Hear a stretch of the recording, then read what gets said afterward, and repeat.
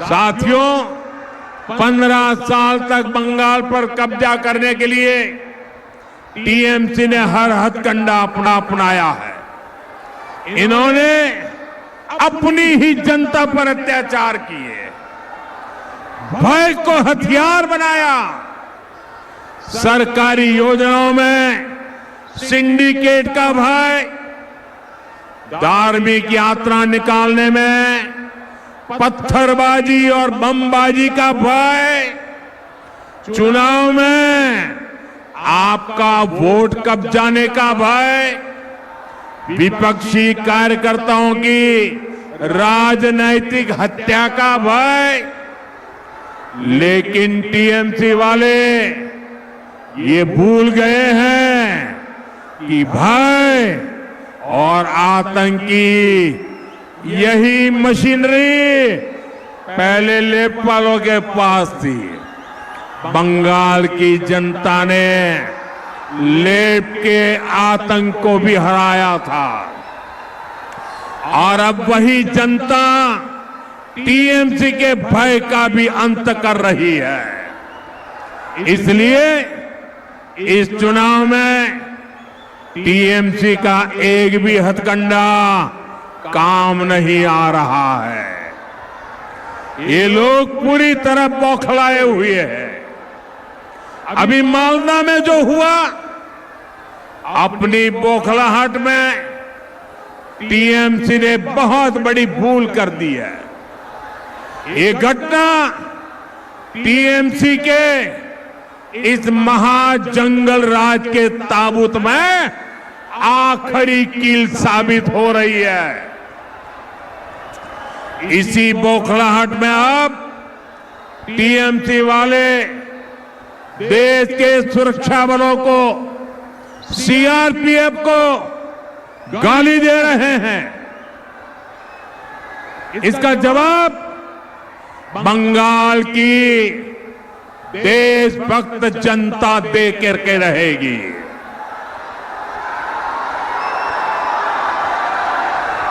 और मैं टीएमसी को साफ कह देना चाहता हूं, बंगाल में कानून का राज स्थापित होने से अब वो रोक नहीं सकती। बंगाल में कानून का असली राज 4 मई के बाद शुरू होगा।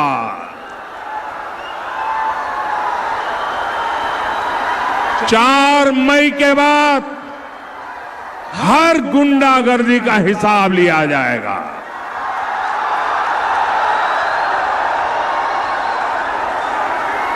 चुन चुन करके हिसाब लिया जाएगा। बंगाल में अब टीएमसी का भय नहीं, भाजपा का भरोसा चलेगा।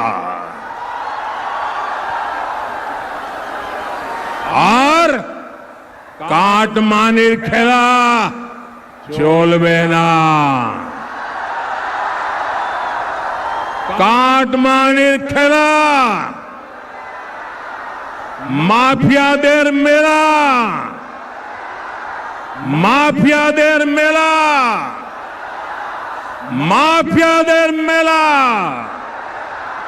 साथियों, बंगाल के लोगों की एक बहुत बड़ी चिंता घुसपैठियों की है। जो लोग पीढ़ियों से अपने गांव, अपने मोहल्लों में रहते आ रहे थे, उनके देखते देखते उन पर घुसपैठियों का कब्जा हो रहा है। कुछ जगह तो डेमोग्राफी इतनी बदल गई है कि लोगों को मंदिर जाने और पूजा करने की इजाजत नहीं मिल रही। कई जगह श्रद्धालुओं के रोज मंदिर जाने पर पाबंदी लगा दी गई। केवल दुर्गा पूजा के अवसर पर ही पूजा करने दी जाती है। बंगाल की पहचान का ऐसा संकट घुसपैठ को बढ़ावा देकर आज ऐसे हालात पैदा कर दिए गए। और ये सब टीएमसी सरकार ही करवा रही है। साथियों, एक समय था जब लाल इश्तेहार जारी करके हिंदुओं को नरसंहार की धमकी दी जाती थी। टीएमसी भी आज वही कर रही है। एक समुदाय के नाम पर फिर से हिंदुओं को धमकाया जा रहा है। भाइयों बहनों, आसनसोल और बंगाल के लोग चाहते हैं कि उनकी जमीन सुरक्षित रहे, उनकी आस्था सुरक्षित रहे, उनकी आजीविका सुरक्षित रहे और उनकी बच्चों का भविष्य सुरक्षित रहे। और इसलिए आने वाले 23 अप्रैल को भविष्य के फैसले की घड़ी है। मैं आपको विश्वास दिलाता हूं, बीजेपी ने ही भारत की पश्चिमी सीमाओं को सुरक्षित किया है। बीजेपी ही भारत की पूर्वी सीमा को सुरक्षित करेगी। इसलिए आपका एक वोट बंगाल के भविष्य के सुरक्षा की गारंटी बनेगा। साथियों, 23 अप्रैल को आप सभी बड़ी संख्या में मतदान करने के लिए निकलना है। आप निर्भय होकर पूरे परिवार के साथ वोट देने जाइए। अपने आसपास के लोगों को भी प्रेरित कीजिए। इस बार आपका वोट विकास के लिए पड़ेगा। इस बार आपका वोट सुरक्षा के लिए पड़ेगा। इस बार आपका वोट बंगाल के भविष्य के लिए पड़ेगा। इस बार का आपका वोट आपके बच्चों के उज्जवल भविष्य के लिए पड़ने वाला है। और साथियों, आपने कई बार मेरे मुंह से सुना है, सबका साथ सबका विकास।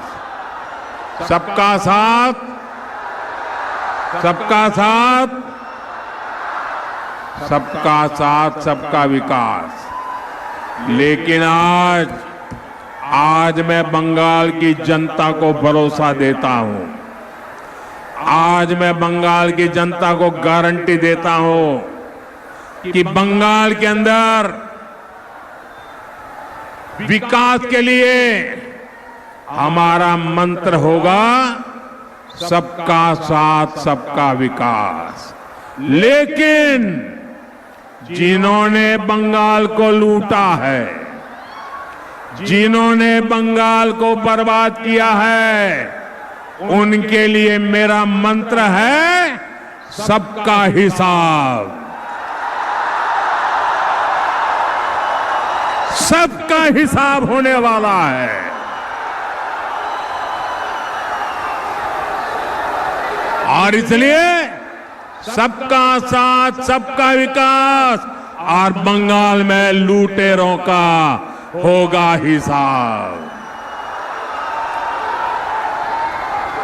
मेरे साथ बोलिए, पाल्टानो दरकार, पाल्टानो दरकार, पाल्टानो दरकार, पाल्टानो दरकार।